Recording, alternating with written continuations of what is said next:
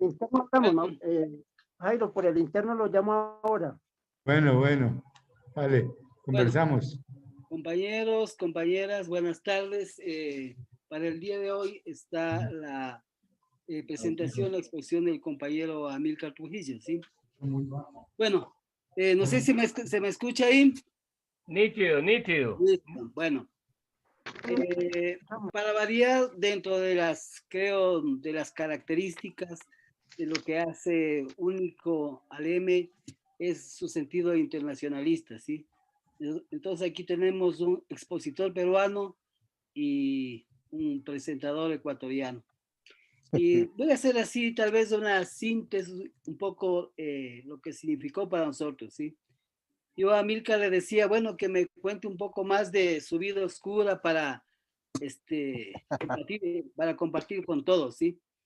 Y ahí sí, creo que ahí con varios de los que estamos aquí nos encontramos en ese punto común que decíamos, haciendo la maestría en Villahermosa, ¿sí?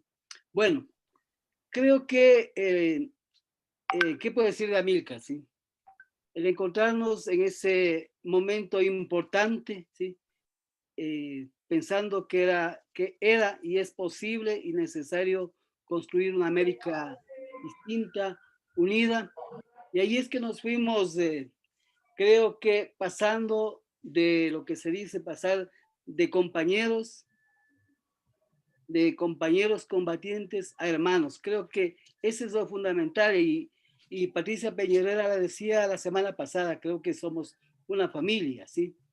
En ese sentido, compartimos creo que muchas cosas de los distintos espacios donde estuvimos guardados, pero creo que lo que es Amílcar ha compartido muchas cosas, inclusive también como con mi familia, ¿sí? Así como como una influencia, o sea, Amílcar es un hermano más para mis padres, es un hijo más, varias veces ha estado en mi casa y creo que preguntan más por él que por mí. Creo que ahí es cómo vamos construyendo esa hermandad, esa amistad. ¿Qué más puedo decir? Con Amílcar nos fuimos, hemos estado ahí conversando, hablando siempre, y así casi 3 años me parece que nos encontramos en Lima, ¿no? Entonces, por esas cosas de la vida, así como Jairo se ha dedicado a hacer compost, yo también dentro del trabajo hago algunas de esas actividades en cuanto a la agricultura, pero también con Amílcar nos encontramos ahí en unas rutas ciclísticas uniendo a América, ¿sí? Nos encontramos en Lima ya varias veces, pero a lo que quiero ir es que a pesar de los años, ahora dicen que ya es abogado, ¿no? O abogánster, ¿sí? Entonces vemos que a pesar de los años, a pesar de los tiempos, me parece importante que con Amílcar y con todos mantenemos la frescura y el sentido fundamental de la convicción que es necesario hacer cosas para cambiar. Y en ese sentido creo que uno de los elementos fundamentales es cómo vamos reflexionando, cómo vamos nutriéndonos de las distintas experiencias. Y ahí sí creo que Amílcar hoy nos va a contar algunas cosas sobre lo que ha sido la experiencia de Bolívar en el Perú, ¿sí? Y en ese sentido, tal vez ahí sí recordar de las cosas primeras que creo que logramos derrumbar, es en el pueblo peruano, decía, de lo que conversábamos, estaba muy arraigado el sentido de el Tahuantinsuyo, aquí había un poco de, no sé, de traidores ecuatorianos y poco más de cosas, ¿sí? Creo que la convivencia nos permitió encontrar que somos uno solo, ¿sí? Y como yo tengo en mi estado, nuestra patria es del mundo. Entonces, con esta introducción, Amílcar, por favor. Compañero, ¿no había otro presentador por ahí mejor? Ese es lo mejor de la amistad. Estaba aplaudiendo. Yo vi Eso fue una excelente presentación, excelente. Ya, pero me ha dado así en la cabeza me ha dado. Sí, con Abelardo tenemos una bonita relación. Yo creo que allá en su casa me tratan mejor que acá en la mía, y cada vez que tengo oportunidad, pues agarro mis chivas y me voy para allá. Tanto es así que tengo una relación de papá e hijo con los padres de Abelardo, ¿no? Y es una relación muy bonita con toda su familia, no solamente con su padre, con ellos, sino con su familia en general. Yo quería traer a cotación como sería como una anécdota entre nosotros, que allá en Villahermosa, no sé si Abelardo se recuerda, y creo que sí lo recuerda, que había un campeonato pues, de futbolito, creo que le dicen allá, ¿no es cierto? Y había varios equipos de nosotros, era entre nosotros, un campeonato interno entre nosotros. Y le pusimos al equipo, le pusimos la Internacional Terrorista. Y, pero la dirección no nos permitió eso, porque me dijeron que cambiamos el nombre. Tuvimos que cambiarlo por otro que ya ni recuerdo el nombre. Bueno, vamos a pasar pues a, a desglosar un poco de ideas sobre Bolívar y su estadía acá en el Perú, el Ejército Libertador, las batallas y un pequeño análisis sobre todo lo que Bolívar hizo, ¿no? Porque, primero quisiera hacer acotación de dos anécdotas que me impactaron mucho a mí de Bolívar acá en el Perú. Cuando viene Bolívar en el Chimborazo, el 1 de septiembre del 23, viene desde el Ecuador en el barco de Chimborazo. Hay invitación del Congreso peruano para ayudar acá a la liberación de la nación peruana. Entonces, había en ese tiempo que era muy endeble la situación, porque había escuadrones, pelotones de realistas que se pasaban a los patriotas, y los patriotas que se pasaban a los realistas. Ya no estaban los españoles en Lima, pero al ver toda esta situación, los españoles nuevamente ocuparon Lima y se tomaron con la defección de argentinos, chilenos, un poco de peruanos, y se tomaron nuevamente el Real Felipe, ¿no? Unos fuertes en el Real Felipe, que está en el Callao, que es un puerto, a orillas del puerto, está algo así como Cartagena, de India, ¿no? Se lo tomaron nuevamente, entonces Bolívar, a ver esta situación, enrumbó hacia el norte, hacia la zona de Barranca Pativilca, al norte de Lima, y se enfermó, estuvo enfermo y estaba convaleciente. Entonces, él estaba sentado viendo las maniobras pues, del ejército patriota, contemplando el mar y todas esas cosas. Entonces, pero hecho, como se puede decir, ¿no? Vulgarmente hecho mierda, ¿no? Pues está con la fiebre, convaleciente.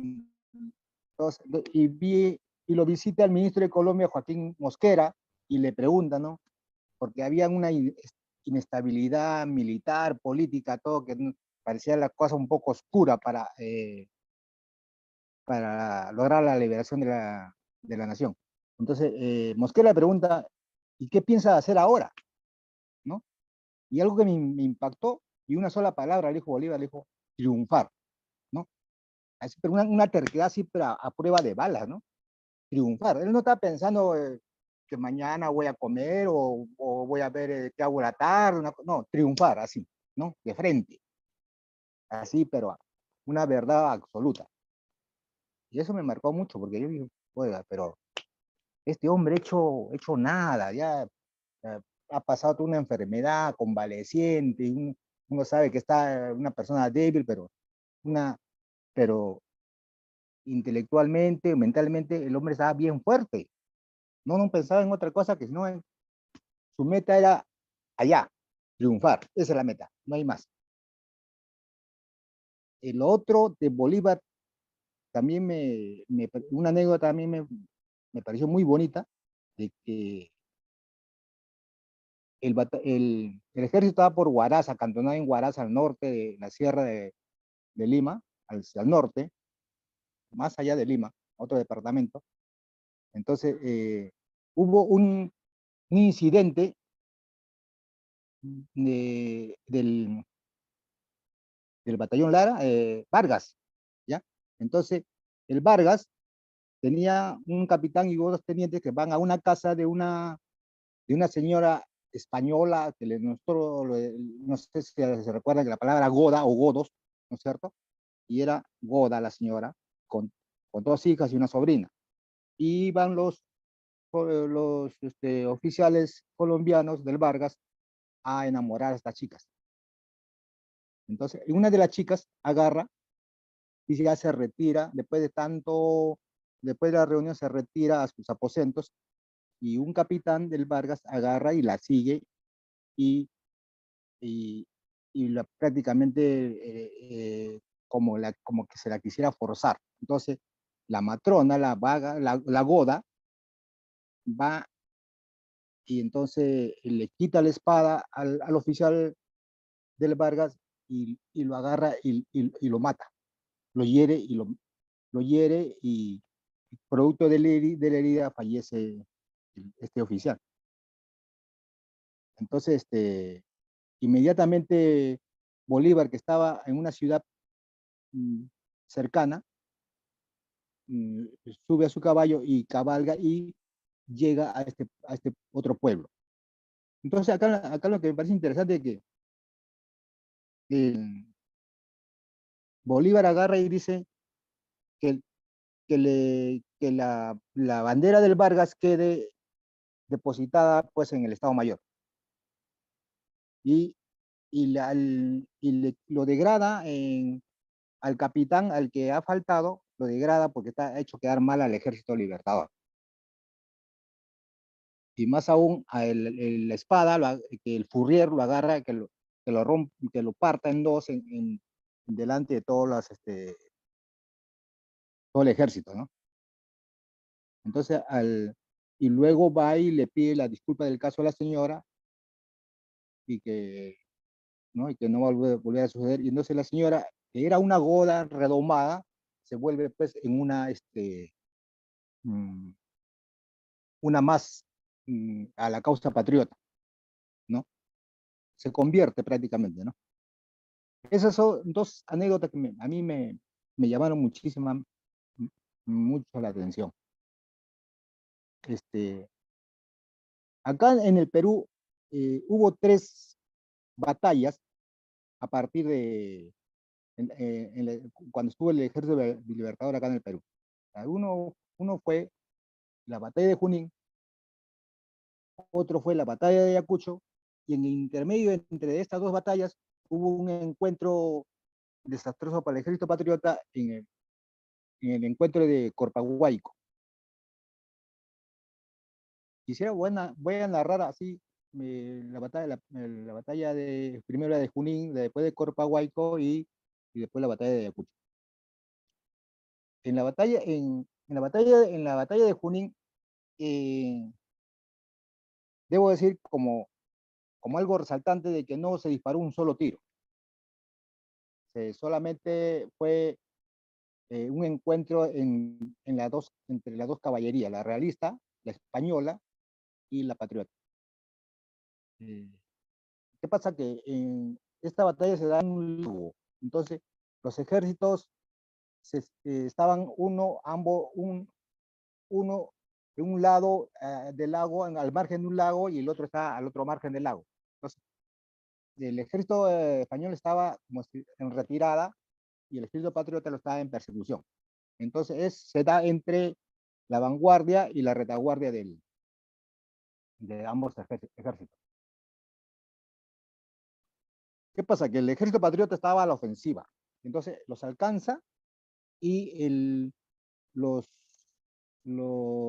españoles, la caballería española, le hace frente y entonces él agarra y hay una derrota del ejército patriota en ese momento, en los momentos iniciales, ¿no es cierto? El ejército patriota, la caballería patriota se retira en huida pero había un escuadrón, los húsares del Perú, que habían dejado en una quebrada, en una hondonada, lo habían dejado ahí. Entonces el comandante de ese batallón, bueno, de esa caballería peruana, le dice lo manda al sargento Rasuri, que para ver qué órdenes había, ¿no? ¿Qué vamos a hacer? Entonces, lo manda para ver qué órdenes o qué se iba a hacer con ellos. Entonces, regresa Rasuri. Rasuri lo que le dicen es que se retiren, ¿no? Porque se retiren porque todos estamos en retirada. Entonces, pero Rasuri, al ver esta situación de que el ejército realista ya lo había sobrepasado a esa escuadra de pelotón, no sé, de los usuarios del Perú, y estaban en persecución de la caballería patriota. Entonces lo que el Rasuri le dice al comandante, dice que ataquemos. Entonces agarran y los atacan por la retaguardia. Entonces al verlo, al ver el ejército, la caballería patriota que están, al ver esta situación, los agarran y a la caballería española y los tienen en dos frentes. Entonces es completamente derrotada la caballería española. Ese por un lado. Entonces viene luego, si Bolívar se regresa a Lima para labores políticas y militares, para mandar más gente y todo eso. Entonces, y lo deja a Antonio José de Sucre al mando de las fuerzas patriotas. ¿Qué pasa? Que el ejército patriota sigue avanzando hacia el sur, llega a Ayacucho, hacia el sur de Ayacucho, llega por la parte de Cangallo. Entonces, y cuando el ejército realista se une con otros grupos que tenían en el sur, entonces viene una contraofensiva. En el encuentro de Corpahuayco se encuentra la retaguardia patriota y la infantería realista, ¿no es cierto? Y los patriotas somos pues, sorprendidos y nos causan cerca de 300 bajas, la pérdida del parque y una pieza de artillería. Y acá quiero hacer mención pues al batallón Rifles, ¿no? ¿Por qué? Porque el batallón Rifles fue el que tuvo todo el peso del combate en ese momento. Subió un cerro y comenzó a atacar a los realistas españoles, y para que continúen pasando pues el ejército patriota, toda la retaguardia. Era una división, pero lamentablemente se perdió 300 soldados y más, como le dije, se perdió todo el parque y una pieza de artillería. Luego de eso, se llega pues a Huamanga, ¿no? Cerca a Huamanga, que hay una pampa inmensa donde ahora hay un monumento a los héroes de Ayacucho, ¿no? Llegan a la pampa de Quinua, se llama, ¿no? Inclusive ahora hay un pueblo ahí, actualmente hay un pueblo de artesanos. Entonces, llega el ejército y se enfrenta pues y le da cara al ejército español, y un promedio de 6.000, 7.000 hombres por ambos lados, ¿no? Y bueno, ahí prácticamente se derrota pues al ejército español, son capturados sus principales jefes y se firma una capitulación que se llama la capitulación de Ayacucho, el 9 de diciembre de 1824. En esa capitulación se estipula muchas cosas que sería bueno recordar. También hay en el fuerte, como le dije al comienzo, en el fuerte del Real Felipe había una guarnición española que estaba sitiada por mar y por tierra por los patriotas. Entonces, también ahí se firma una capitulación, que es parecida a la capitulación de Ayacucho. Y acá quisiera yo analizar un poco de ambas capitulaciones. Los historiadores muchos dicen de que fue muy generosa. Eh, mm, yo también lo veo muy generosa de parte de los victoriosos, ¿no? Porque me da muchas facilidades. Antes de llegar a analizar un poco las capitulaciones, quisiera decir algo también más de la batalla de Ayacucho. Dicen de que antes de la batalla de Ayacucho, ¿aló? ¿Me escuchan? ¿Aló? Yo Ahí lo escucho estamos bien, Amílcar. escuchando, sí, Amílcar, lo estamos Ay. escuchando. Estamos Ya. escuchando. Porque la imagen se quedó inmóvil. Bueno, dicen de que antes de la batalla de Ayacucho, había muchos conocidos dentro ya sea del ejército realista o del ejército patriota. Entonces, unos eran primos, sobrinos tíos, compadres, amigos, y antes de la batalla, está un hecho curioso de que se dan un abrazo, se juntan de un lado y se juntan del otro y se dan un abrazo y se desean suerte. Eso es algo para ver de que era una lucha pues prácticamente entre amigos, familiares, ¿no? No era una lucha a muerte o irreconciliable, ¿no? No era una lucha así entre criollos, entre familias.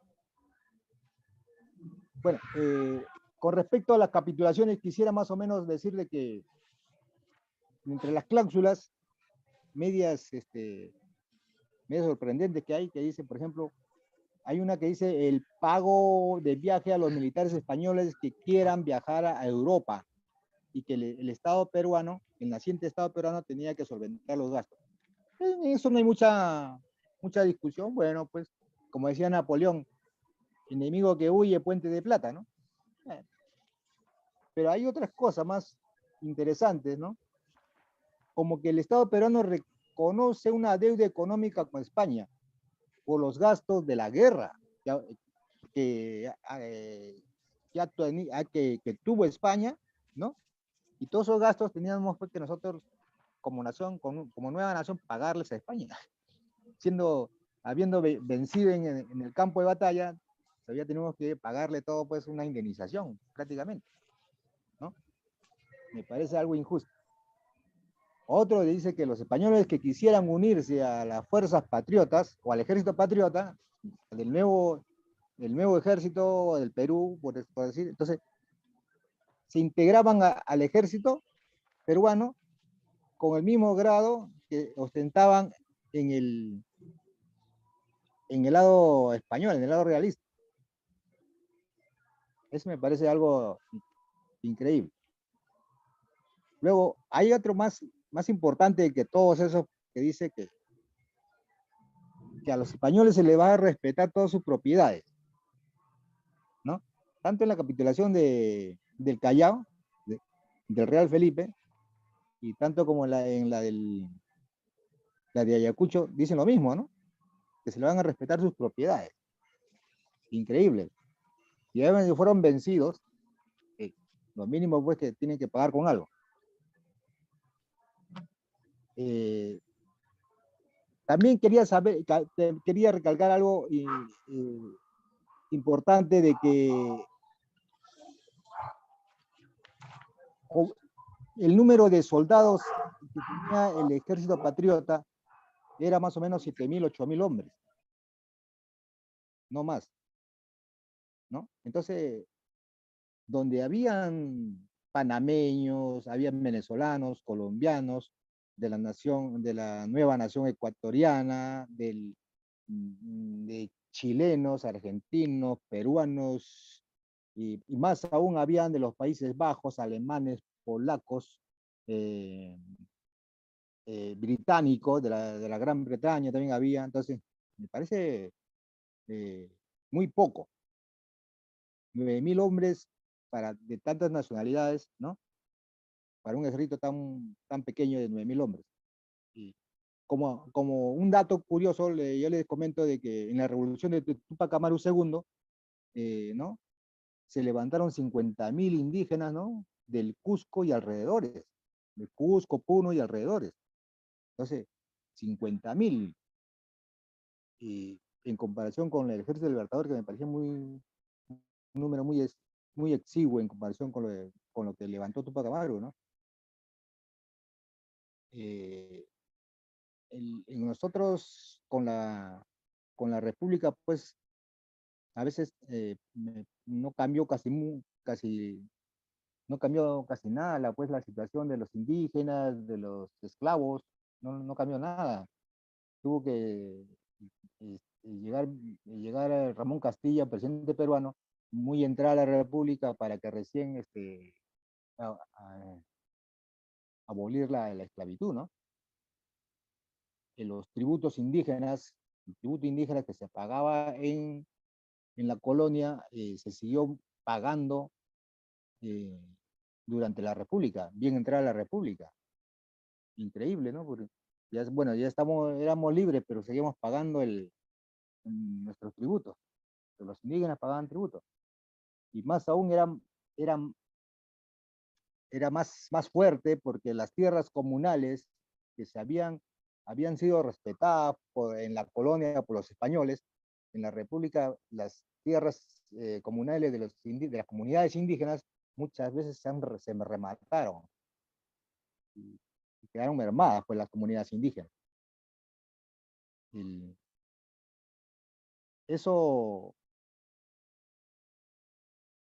marcó mucho, porque al final la gente se dio cuenta después de que no era una independencia total, ¿no? de todas las razas de las que ha participado, sino que solamente fue una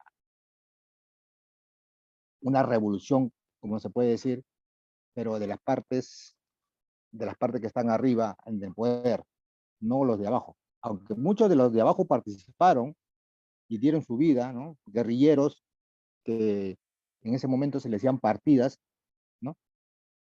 Y hubo mucho apoyo de la población indígena.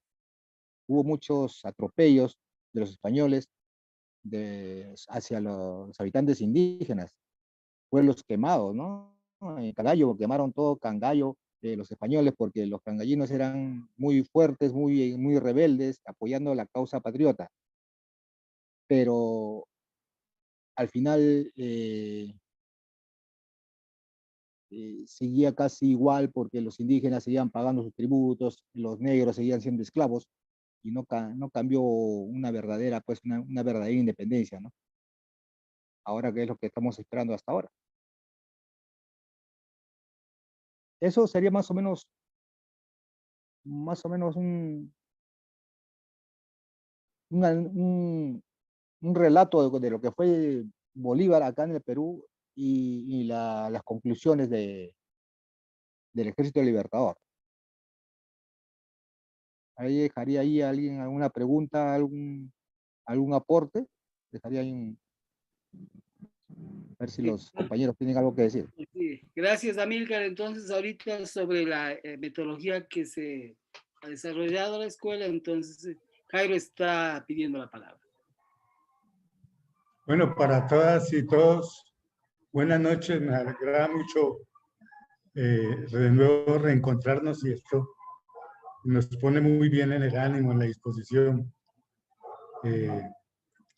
Amílcar, ¿por qué no nos cuentas un poco cómo es ese cuento de que Bolívar, siendo presidente de Colombia, va con el ejército del sur hacia Quito, y hacia 1824 llega al Perú, y las condiciones políticas en el Perú eran tan complejas que a Bolívar lo nombran dictador, ¿sí?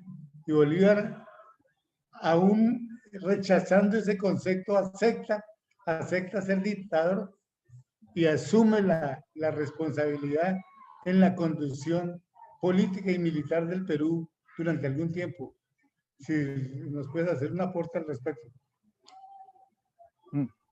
Claro, ¿qué es lo que pasa? Que no sé si habrá sucedido en otros, como experiencia en Venezuela, en Colombia, Ecuador, en Bolivia, en Chile, en Argentina, no lo sé, pero lo que aquí había era muchos marqueses, mucha gente monárquica, que como que hoy pueden estar a tu favor y mañana pueden estar en contra, ¿no? Entonces, había mucha inestabilidad. Entonces, y unos contra otros y otros contra uno, y esos unos se volvían a favor del otro y los otros se volvían pro español y pro patriotas, y era un desbande, una inestabilidad. Y ahí es donde luego, pues, hay grupos que proponen a Bolívar, pues, convertirlo en dictador y inclusive se promulga una constitución vitalicia, ¿no? Que nunca llegó, pues, nunca llegó a funcionar eso, no tuvo vida esa constitución. Eso es lo que podría decir. Herminia está solicitando la palabra.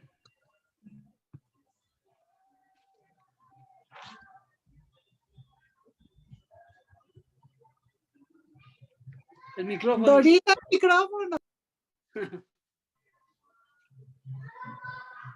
Disculpen, qué pena. Bueno, es para hacerle dos preguntas al compañero Almíncaro, que más bien que nos puede ampliar un poco. Una es con relación a lo que refiere a la formación del ejército. Dice que el día antes de la batalla iban a dar un abrazo. ¿Puede explicar un poco bien cómo fue eso? ¿Nos los puede como ampliar ese episodio? Esa es una pregunta. Y la otra es preguntarte, ¿por qué crees que fue tan laxa la capitulación? Digamos, bueno, se sabe que las fuerzas que había allí, pero bueno, de todas maneras era una capitulación y era después de unas batallas que se habían dado, ¿no? Entonces, quisiera que nos explicara por qué razones crees que a tu juicio, que fueron tan laxas esa firma que se dio. Y bueno, y luego le haré otra pregunta, pero por ahora esas dos. Gracias. Ya.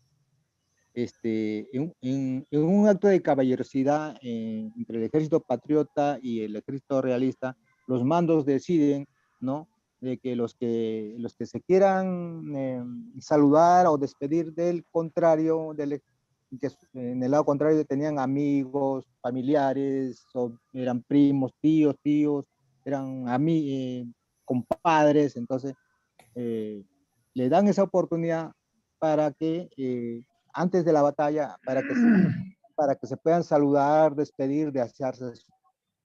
Eso es lo que pasa en ese momento,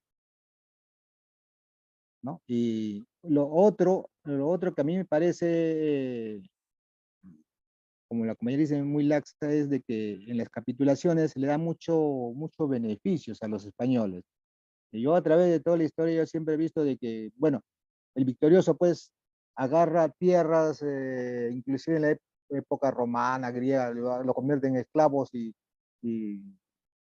y se convierte pues como lo que es, ¿no?, un vencedor, ¿no?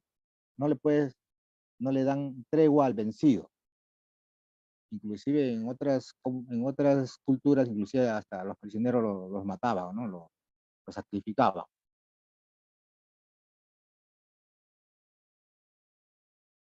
Y acá, si vemos que los españoles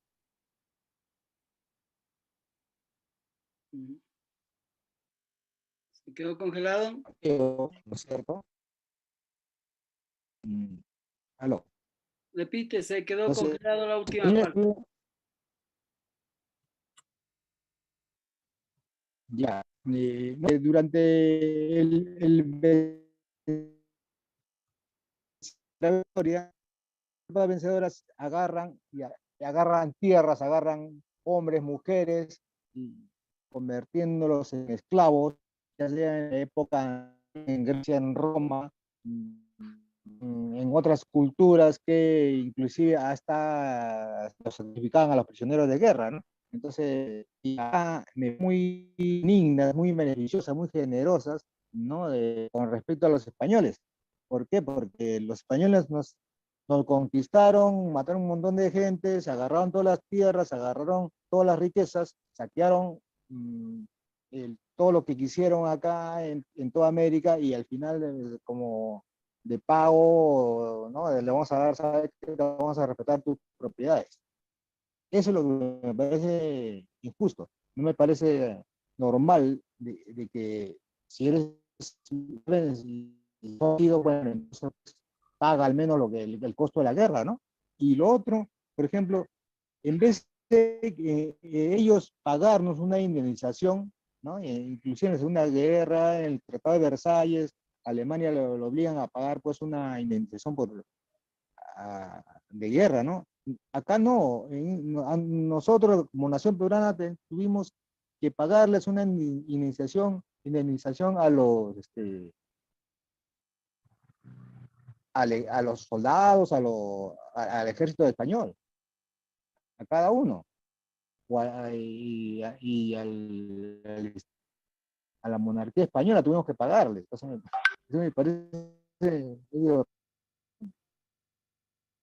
y lo otro es que a los españoles que quisieran unirse al ejército también, bueno, pues hasta eso es pasable, pero los otros no me parece, en verdad, es mi opinión. No me parece que se dé tanta generosidad. A ver, una cosita, compañeros, antes de continuar.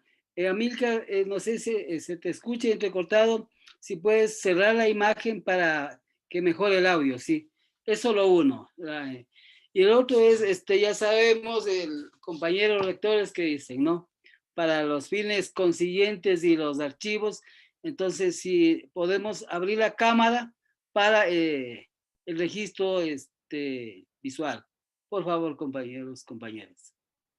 Si abrimos la cámara, todavía hay algunas compañeras, compañeros que no abren todavía la cámara. Ya. Compañeros. ¿Se escucha bien, Sí. Abelardo? Ahí está mejor, sí, ahí está mejor. Ya. Entonces, espera un ratito para hacer el registro visual. ¿Estamos? ¿Listo? El registro para los anales de la historia. Así es para después. Yo ya mismo voy a sacar algunas cosas de 1830, entonces después para que salga la del 2021, ¿no? Listo. Bueno, ya. Seguimos entonces. Fernando está pidiendo la palabra. Por favor. Creo que estaba antes el compañero Jairo Rubio, creo, pero si no, bueno, voy yo y como me digan. Ya. Primero Fernando, luego Jairo, porque Jairo ya intervino antes. Fernando, por favor. Bien. Fíjense, buenas tardes, noches ya para todas y todos y todos. Como varios comentarios sobre el tema de la campaña del sur y el Ejército Libertador. Yo creo que hay una cosa que no hay que olvidar allí, y es la situación político-militar en el Perú y en el Alto Perú en el momento de la campaña del sur. Es decir, por un lado, una aristocracia fuertemente reaccionaria en Lima, sí, que como el compañero ha dicho, tenía títulos nobiliarios y era profundamente reaccionaria. Ese es un primer elemento. Un segundo elemento es la oposición de Santander desde Bogotá para que el Libertador pudiera operar al frente de las tropas en el Alto Perú. Porque Santander sentía que si el Libertador estaba al frente de la última batalla contra el poder español, la gloria y el poder de Bolívar y el prestigio de Bolívar iban a ser muy grandes y iba a ser imposible enfrentarlo políticamente. Entonces una oposición férrea de Santander maniobrando en el Congreso para evitar que el Libertador pudiera subir al Alto Perú, lo que hoy es Bolivia. Entonces el Libertador tuvo que quedarse en el límite y la campaña final se dirige por correspondencia. Y él manda a Sucre y a Manuela Sáenz al frente de las fuerzas, y yo recomiendo, si alguien quiere profundizar, leer la correspondencia entre Bolívar, Manuela y Antonio José de Sucre. Es decir, ahí uno ve el carácter profundamente estratégico de Bolívar en la dirección de la campaña. El tercer elemento es el carácter de la guerra.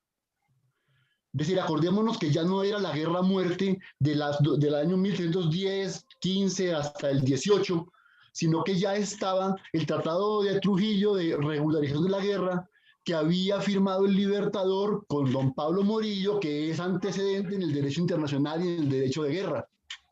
Por lo tanto, las condiciones político-militares y las condiciones diplomáticas eran distintas al inicio de la guerra que al final de la guerra. Eso explica mucho el tipo de capitulación que se dio. Eso está ligado a otro elemento, y es que Bolívar, junto con Sucre y Manuela, entendían que el impacto político, diplomático y geopolítico de Ayacucho no era militar. Era un hecho militar, pero el impacto era profundamente geopolítico y político. Y estaba derrotando al imperio más importante de la época. Era como si hoy derrotáramos a Estados Unidos. La misma mierda. Entonces tenía un impacto profundo a nivel internacional. El otro elemento es que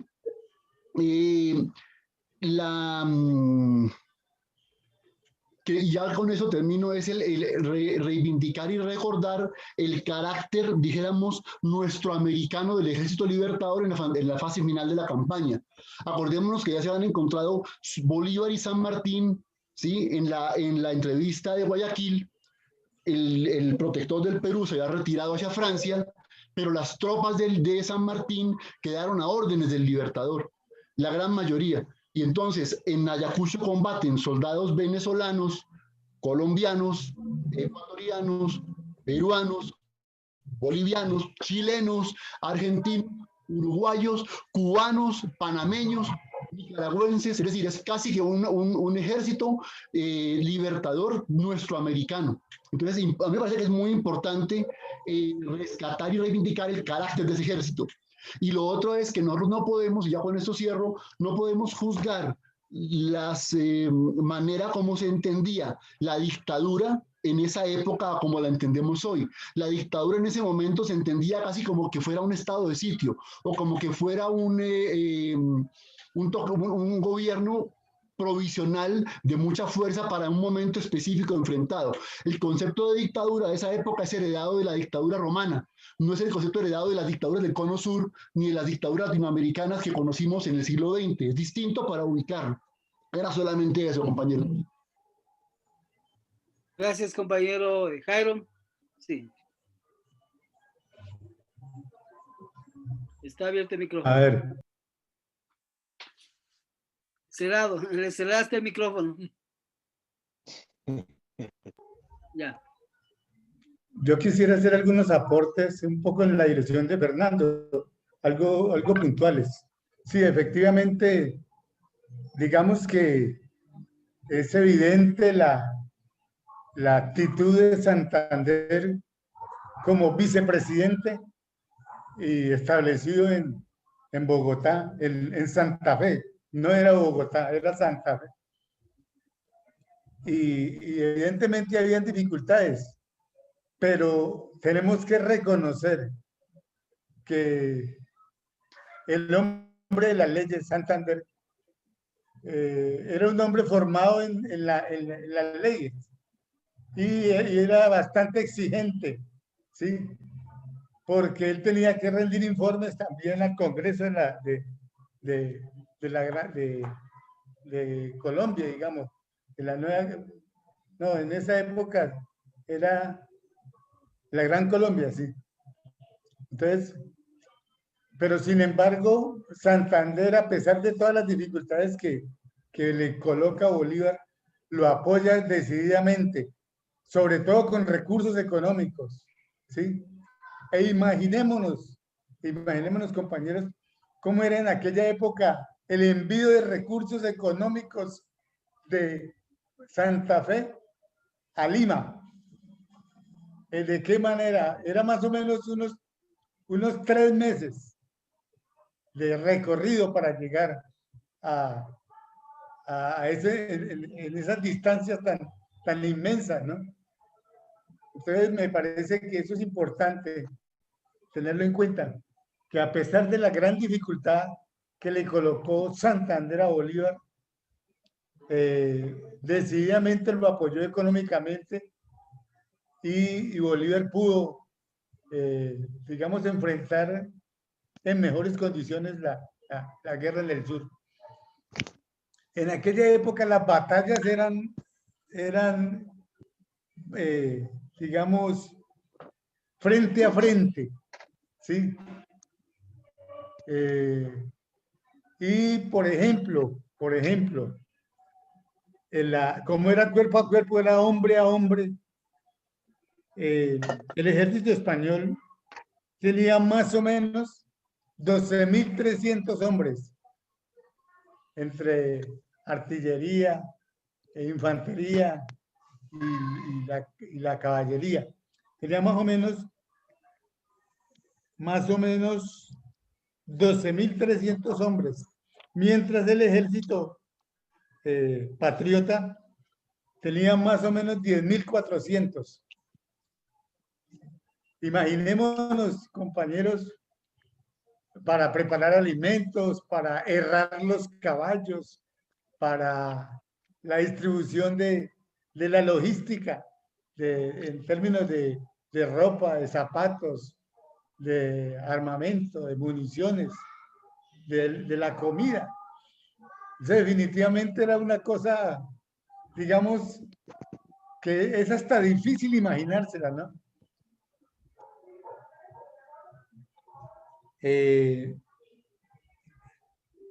Efectivamente, lo que nos comentaba Amílcar en relación a lo que fue la batalla de Ayacucho,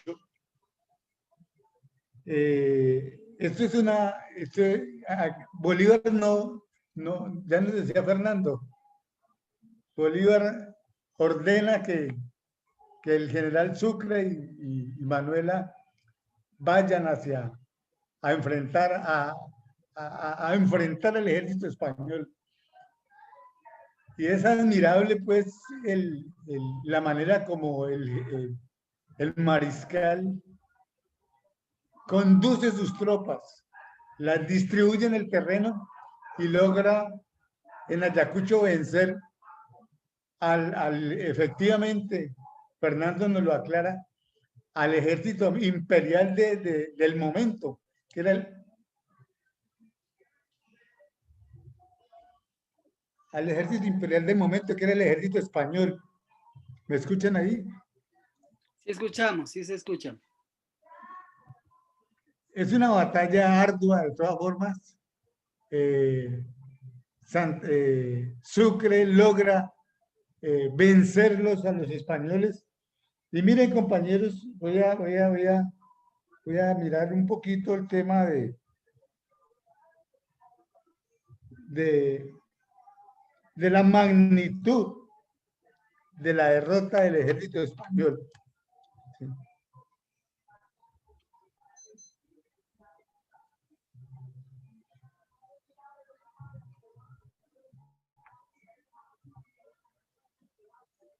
El convenio celebrado en el campo de batalla, un poco lo que hablaba ahora Fernando, ¿no? Sí.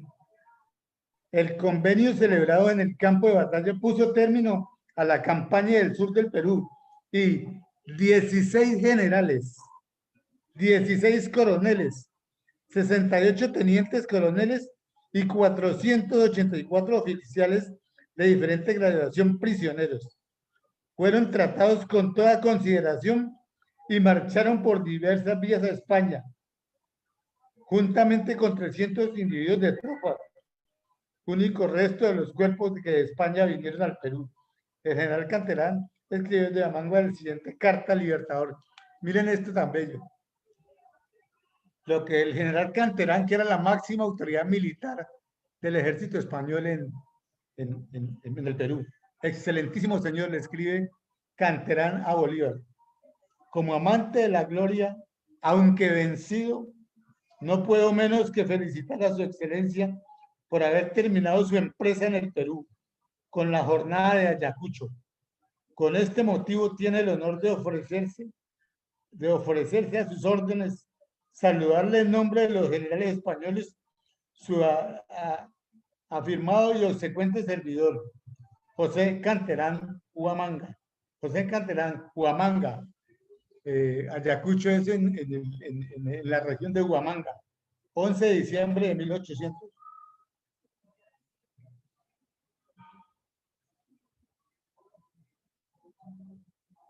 11 de diciembre de 1824.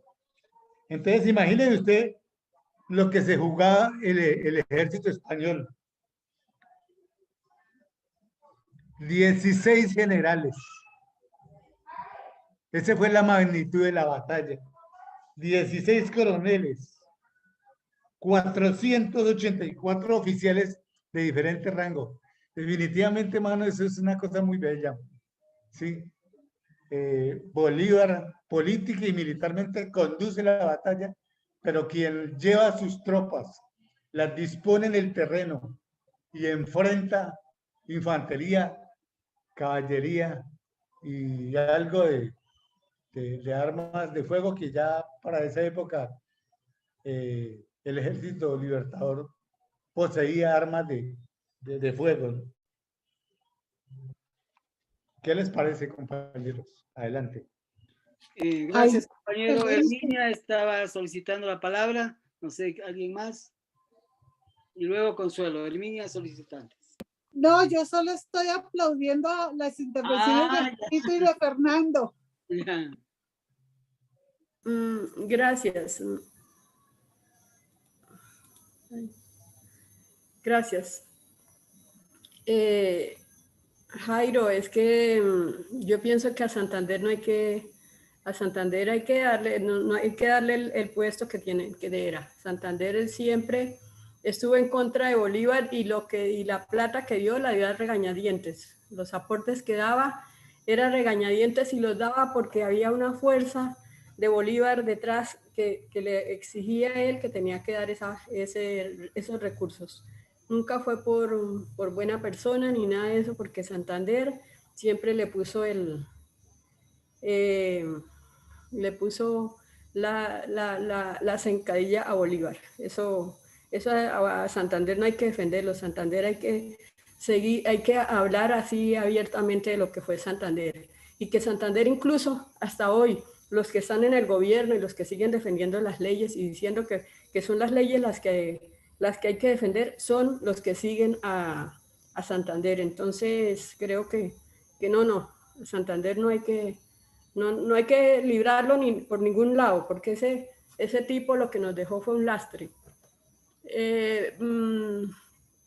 Le quería también hacer una pequeña pregunta al Mincar, y es un poco, pero ya será al final de su exposición para que no nos desviemos un poco de lo que estamos hablando, pero sí me gustaría que nos explicara un poco cómo es que la gente, la juventud de hoy, allá en el Perú, miran a Bolívar y a Sucre, y también bueno, en este caso a Bolívar y a Sucre. Gracias, compañera. No sé si yo creo que Amílcar, para un poco matizar, sí sería bueno que se pueda ahí contestar la pregunta que está planteando Herminia. Amílcar, ¿tiene la palabra? ¿Cómo? Y que respondas Sí, a la pregunta sobre cómo ve la juventud, en este caso el legado histórico de Bolívar y todo el proceso libertario. Sí, acá en el Perú se ha perdido mucho, pues,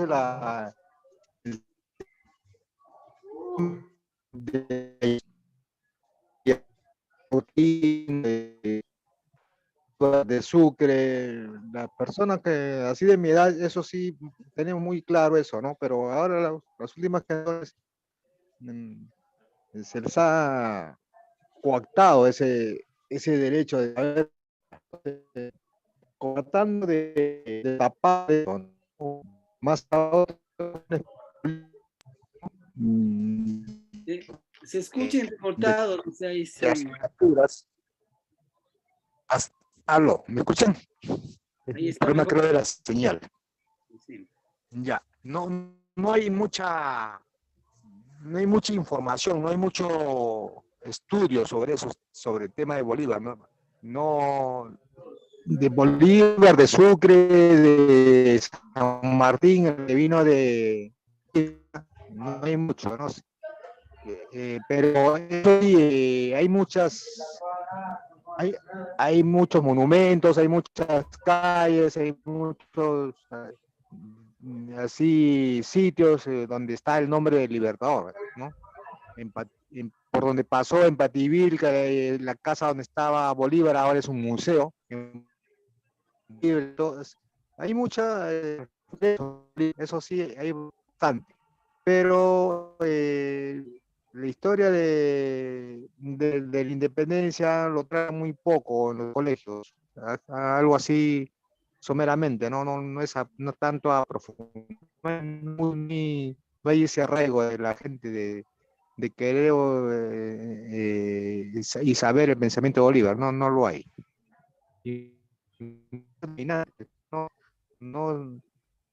No se aboca a que las nuevas generaciones tomen conocimiento de la real dimensión de Bolívar. No lo hay eso.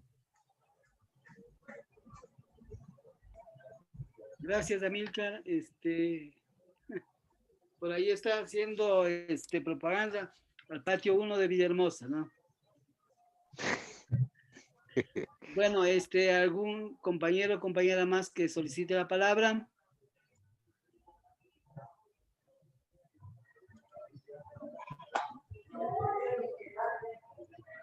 Yo quiero hacer una proposición. Siga. A mí me parece que de todas maneras lo que dice Dorita es válido y es espectacular que lo haya mencionado, pero uno debe estudiar también a los enemigos. Yo propongo que estudiemos a Santander y las razones del por qué. Me parece que uno no puede criticar a su enemigo si no lo conoce. Entonces es el otro lado, la otra cara de la moneda y sería un tema interesante para un futuro, tenerlo en cuenta. Anote, compañero rector, por ahí la observación. Fernando está solicitando la palabra. Fernando. Sí, compas, miren, a mí me parece que la propuesta que hace la compañera es muy pertinente, hay que estudiar a Santander.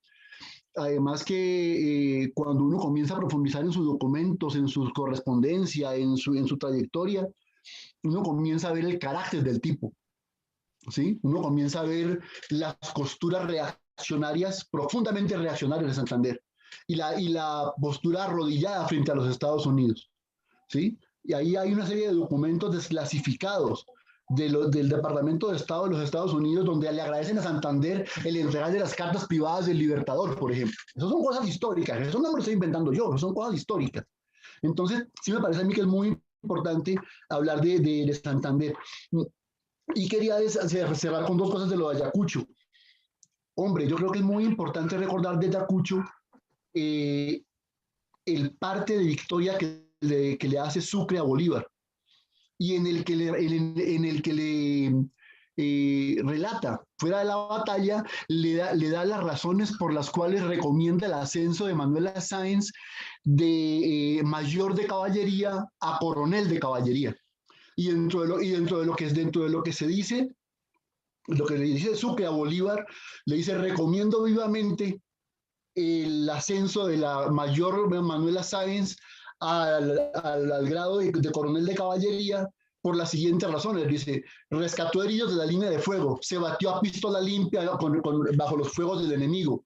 Bueno, son como 4 o 5 razones por las cuales Manuela es recomendada por Sucre para el ascenso a coronel, que eso marca una cantidad de elementos importantes cuando esas oligarquías que están encima nuestro hoy detestan a Manuela porque era una mujer mucho más avanzada de lo que a ellos les gustaba y del papel que le quieren dejar a la mujer. Manuela era una mujer sumamente avanzada, es un elemento. Y el otro elemento que yo creo que es importante rescatar, independiente de que después su destino fue distinto, el rol de Córdoba. Y que el hecho de que la batalla de Ayacucho fue dirigida por dos muchachos. Sucre tenía 27 años cuando es nombrado mariscal en la batalla de Ayacucho. Y Córdoba tenía 25 años. Un par de muchachos dirigiendo la batalla que dio la independencia de América y derrotó al Imperio Español. Y el rol de Córdoba, heroico el rol de Córdoba, independiente de que después se separa del Libertador, pero Córdoba es un oficial heroico que asciende a general en la batalla de Ayacucho. Y esa consigna de paso de vencedores que llevamos nosotros en la guerra, esa consigna sacada de Córdoba en Ayacucho. Cuando está el pleno de la batalla, Córdoba se apea de su caballo y dirige las tropas de la infantería, despela el sable y dice: división de frente, paso de vencedores. Esa consigna, que es nuestra, que es una consigna revolucionaria, es de Córdoba en Ayacucho. Entonces yo pienso que es importante, dijéramos, como rescatar esos dos elementos, compa, y ya, perdónenme que es que me emociona la vaina. Gracias, Jairon. Sí.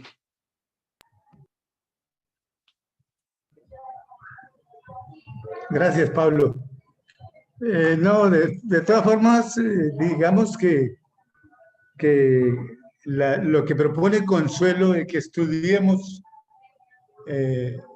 a Santander, pero también a Bolívar, ¿sí? Porque eso nos enriquece y nos permite que estos escenarios puedan ser mucho más participativos y donde podamos aprender mucho más colectivamente.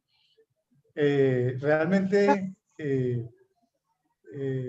Santander juega un papel vital en lo que fue la campaña en la cordillera de los Andes en Boyacá. Santander se va fugándose de Santa Fe y acepta una propuesta de Bolívar que se vaya hacia los llanos orientales a conformar la retaguardia. La retaguardia estratégica que permite que cuando Bolívar decide atravesar Venezuela, los llanos occidentales de Venezuela y entrar en los llanos orientales de Colombia, encuentre un apoyo decidido, firme, que había contenido, no en batallas decisivas, pero sí en guerra de guerrillas, había logrado derrotas del ejército español, porque era lo único que quedaba era el Casanare, ¿sí? Era la única zona donde no controlaban los españoles. Y Santander logra crecer militarmente, armar un ejército, disciplinarlo, y son los que atraviesan el páramo de Pisba, dan la batalla de Socha, dan varias batallas, y posteriormente se viene la del Pantano de Vargas, 25 de julio, y el 7 de agosto, la batalla de Boyacá. Y Santander no solamente conduce esas tropas, sino que hace parte de esas batallas. Santander estuvo en la batalla del Pantano de Vargas y en la batalla del puente de Boyacá. Entonces sí, definitivamente tenemos que estudiar a Bolívar, pero también a Santander, porque no se trata de que era malo o que era reaccionario. Sí, seguramente. Sí. Pero también tenemos que reconocer el aporte que hizo Santander a la lucha libertadora. Adelante, Pablo. Gracias, compañero. Bueno, yo creo que ahí sí, como todo lo bueno en la vida se va acabando, ya estamos agotando, no, más bien dicho, terminando esta jornada, porque el tema para nada se ha agotado, ¿sí? A mí me parece que como conclusión vemos que es necesario profundizar tanto el rol histórico, pero también cómo este momento, sus planteamientos, sus lecturas digamos, se puede interpretar, se puede proyectar a la realidad actual. Entonces, ahí sí, para terminar, Amílcar, por favor, si, para que cierres el evento, sobre algunas conclusiones en base a tus planteamientos y los aportes que ha habido de las compañeras y compañeros, para posteriormente ya entregar la responsabilidad al compañero rector Mauricio, creo, ¿no? Amílcar. Sí, ya, sí, me parece interesante a mí todos los aportes. Hay cosas que yo no les he dicho, pero pero hay otras muchas que me parecen muy buenas y no lo sabía. Como bien dicen, ¿no? Ahora las élites tratan de ocultar muchos hechos del pasado, y lo de Manuelita Sáenz yo no lo sabía prácticamente, porque eso no está en los libros de historia acá en el Perú, no lo dicen, pero son cosas que como colombianos, como venezolanos, deben saberlo, como ecuatorianos inclusive, ¿no? Porque Manuelita era del Ecuador. Sí, efectivamente, Manuelita es ecuatoriana. Claro, creo que falleció acá por Piura, me parece que ahí está enterrada, o falleció ahí en la parte norte, en Paita, sí, compañero. así es. Entonces me parece muy enriquecedor, porque todos aprendemos acá de todos, ¿no? Cada uno pone su grano de arena y ahí estamos, ahí pues, echándole para adelante. Más bien disculpen, porque a mí este tema lo iba a tratar más adelante, ¿no? Y tuve que asumir por la defección de un compañero o de una persona que iba a exponer el día de hoy. Y tuve que, pues, asumir esta responsabilidad para sacar esto adelante, ¿no? No como Hipólito, que me parece que se corrió ahí de su tema. Eso es todo, compañero. Gracias. Entonces, Mauricio.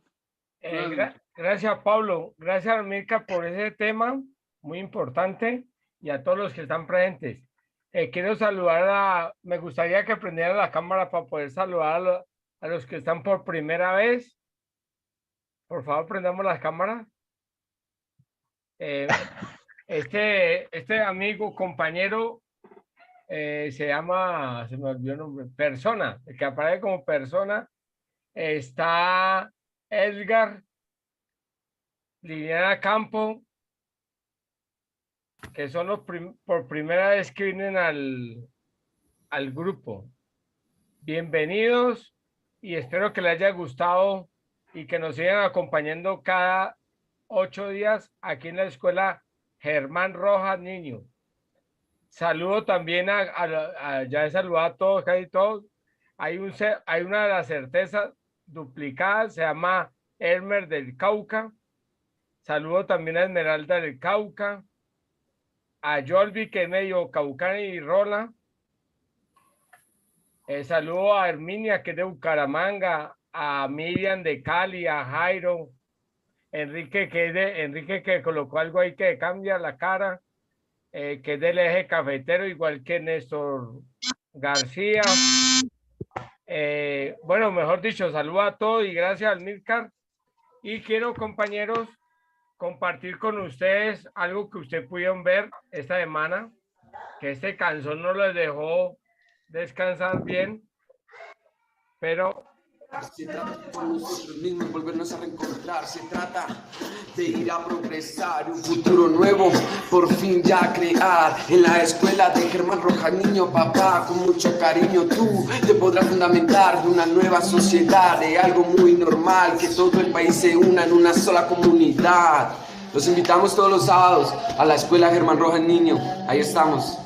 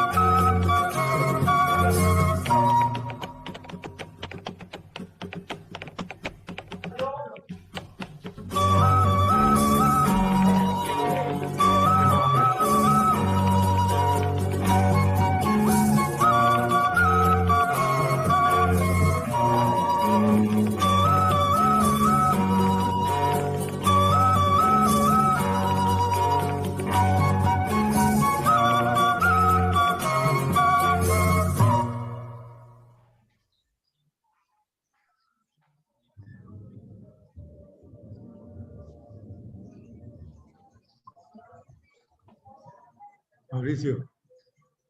Sí, Jairo.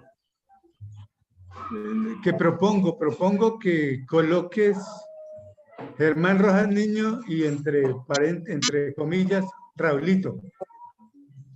Porque mucha gente de pronto no saben quién es o gente que recién llega no sabe quién es Germán Rojas. Entonces, si le pones Raulito, seguramente se identifica mucho más. Listo, Jairo. Claramente. Tendré en cuenta esa sugerencia. Quería, compañeros, después del video, hoy estamos terminando el 4º mes de este año que hemos cumplido como con una fuerza y hemos estado estos 4 meses aquí en la escuela y esperamos seguir contando con su presencia. Este esfuerzo se mantiene por cada uno de los que está aquí, por su perseverancia. Entonces, compañeros, muchas gracias y ahí estamos. Una aclaración, Mauricio. El 4º mes de este año, porque la escuela lleva ya 1 año y medio, un poco más. Gracias por la aclaración. Para arreglar bien esa aclaración, hoy estamos cumpliendo 21 meses en la escuela Germán Rojas Niño, Raulito, pero este es el 4º mes de este año, del 21. Y hemos tenido personajes de todas las regiones de Colombia, del Eje, de Medellín, de Bogotá, como profesores. Hemos tenido a la Comisión de la Verdad aquí sentada y echándonos el cuento. Y con el tema que están tratando ahora, compañeros, yo conozco a un maestro, a un profesor de la Universidad del Valle, que es santanderista. Entonces, si usted me levanta la mano ahí y me autorizan a que yo lo consiga, que en el 2º semestre de este año le demos la pela y demos, como decimos en salsa, un mano a mano. El mano a mano sería Simón Bolívar versus Santander. ¿Quién levanta la mano? 1, 2. No virtual, la presencial. Bueno, vamos a ganar. Gana el mano a mano. Está aprobado. Gracias. Y que pasen muy buenas noches. Y les pido disculpas si hoy jodo mucho toda la semana, pero hay que joder. Chao. Chao, pues, compa, fuerza. A todos. Chao. Gracias a todos. Feliz noche. Un placer. Fuerza para el paro, compa. Eso, nos vemos el 28 en las calles. En la calle, sí, fuerza. Compañeros, los que tengan